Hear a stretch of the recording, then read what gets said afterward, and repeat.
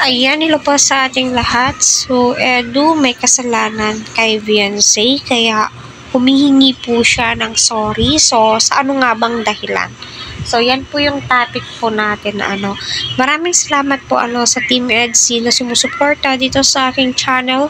Naway patuloy po nating suportahan si Kuya Val, Kalinga Prab, Ate Edna, Kalinga Partners, KRT Boys, Kalinga Scouter, wag po natin skip ang kanilang ads para sa ganun marami pa po kababayan po natin ang kanilang matulungan. So kita naman po natin, napakaganda po ni Beyonce kapag siya ay ngumingiti, grabe, yung tipong killer smile, nawawala po yung mata niya every time nakangiti po siya.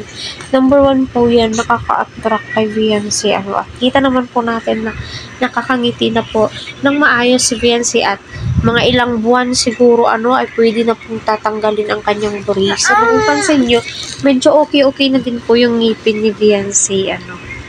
Makakasana all ka na lamang po talaga sa blessings na natatanggap niya, especially ngayong birth months, kasi birthday po niya ngayong month na to. So tama ba? Birthday ba ni Beyonce September? So yun, so si Eds ay humingi po ng sorry dahil nga nagiging suplado or hindi po daw siya namamansin, So tama ba ako sa sinabi ko? So normal lamang po yan, sa pagod din po siguro. Alam niyo naman, si Edu, minsan siya po yung cameraman ni Kalinga Prab. Yung tipong tuka-tuka po yan sila. At alam naman po natin, si Eds ay nagla-live din po yan ng madaling araw. 11 a.m.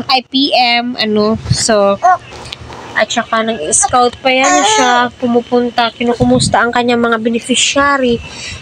Kumbaga nagiging moody po siya, So, normal lang po yan. Ika nga po ni Beyonce ay okay lang daw po iyon, at hindi po kailangan ni Edu na humingi ng sorry kasi naiintindihan po niya, diba? Nasa tabing dagat po sila, hinawakan pa nga ni Edu yung kamay ni Beyonce habang humihingi ng sorry. So, dyan mo po malalaman na sincere si Edu kay Beyonce, diba? Kasi sinabi pa nga ni Edu na, tumingin ka nga sa akin, saan ka ba tumitingin? Sabing ganun, diba?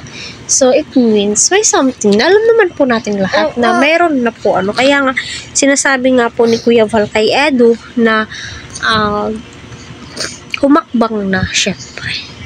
Ligawan mo na, Eds. Huwag mo nang patagalin kasi ika nga ng mga supporters, matured na si Beyonce. Alam mo kung ano yung tama at